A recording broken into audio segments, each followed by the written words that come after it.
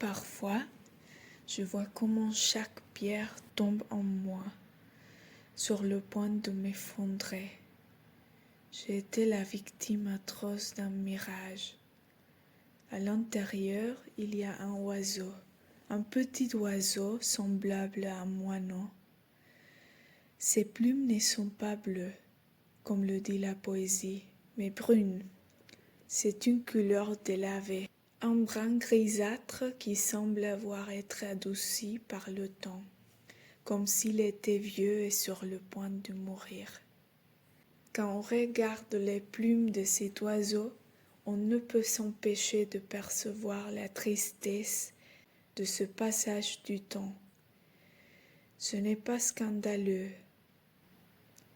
La vision des plumes, qui sont peu nombreuses et modestes, mais non moins présentes, est une expérience silencieuse.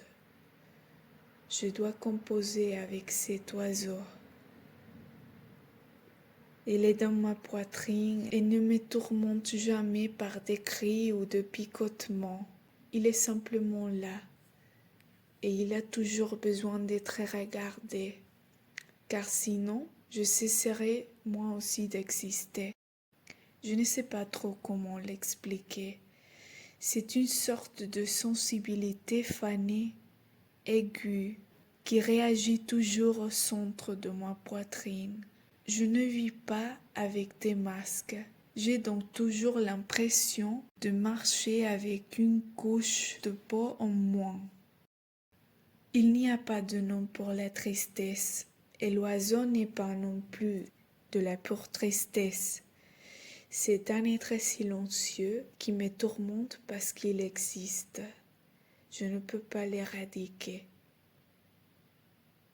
Je me sens différente.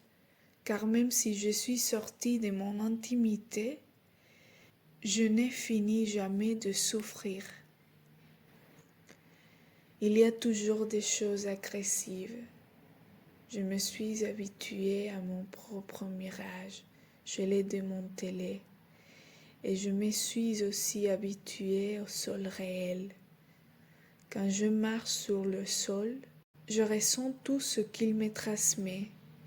Tout ce qu'il y a en lui qui ne vient pas de moi-même.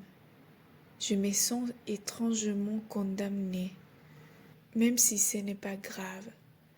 J'aimerais ne pas voir cet oiseau si fragile. Pour qu'il s'en aille, il faudrait que je meure. Il me suffit de le regarder pour qu'il éveille en moi un sentiment inexplicable de solitude.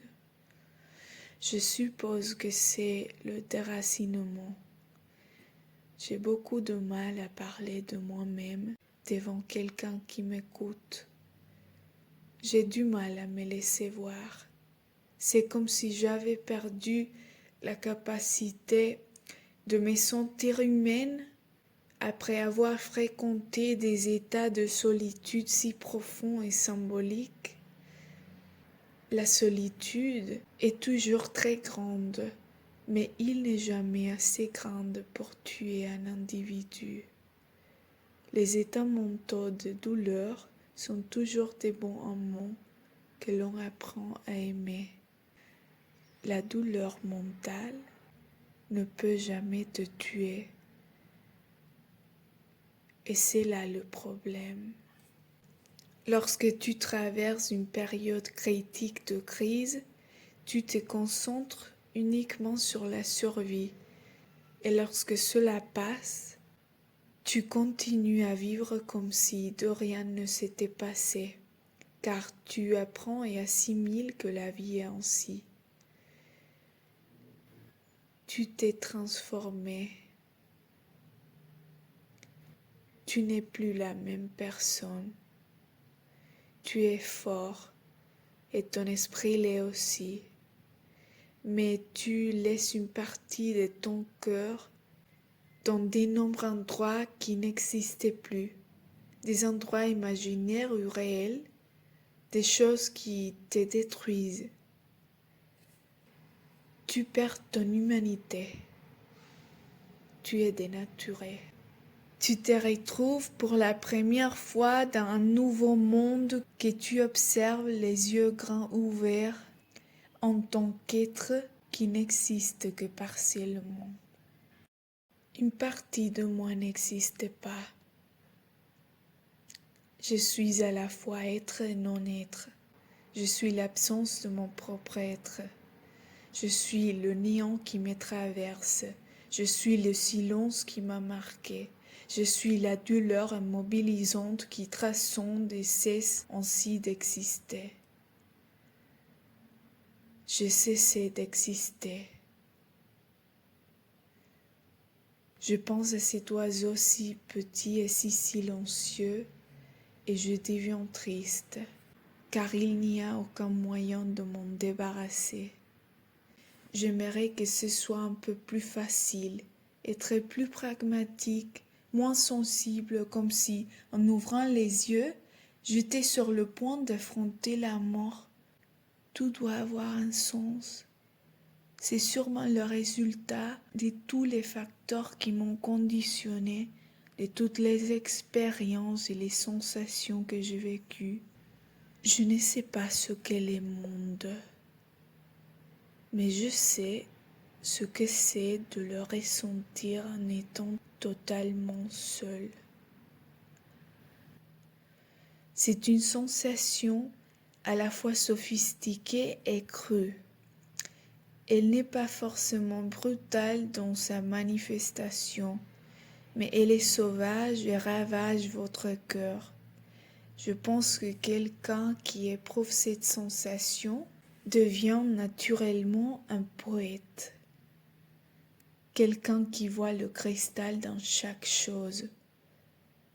Parfois, quand je contemple les choses, je vois leur cristal se fissurer comme un squelette plein de vie et de sensibilité. Les choses sont capables de nous toucher, de nous briser, de nous tuer, de nous consoler.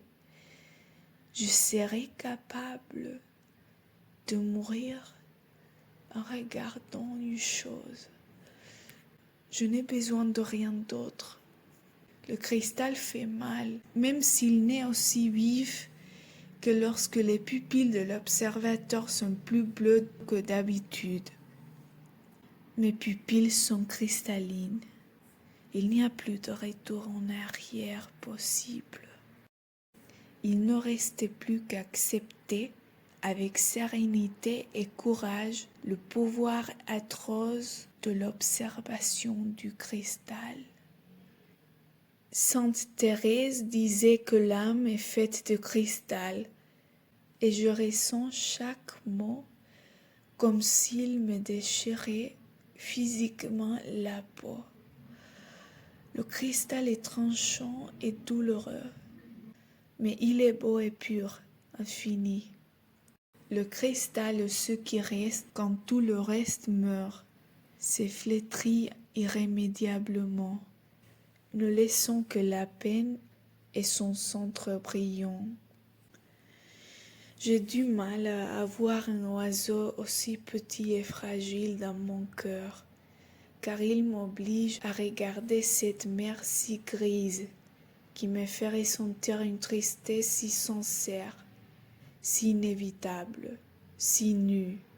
Ce n'est pas une émotion artificielle, elle est simple, pleine d'une sincérité si simple et infinie qu'elle est capable de désarmer tout mon être.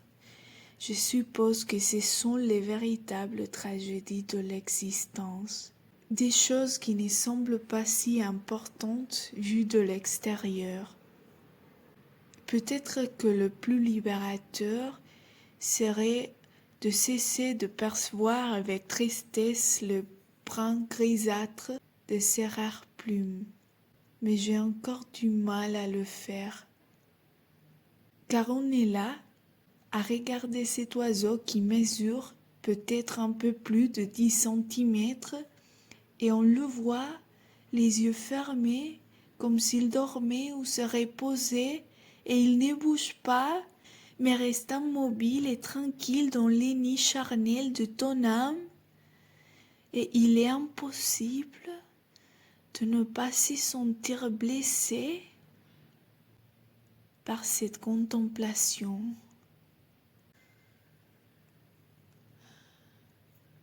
Pardonne-moi, Dieu, si j'ai perdu la nature en moi.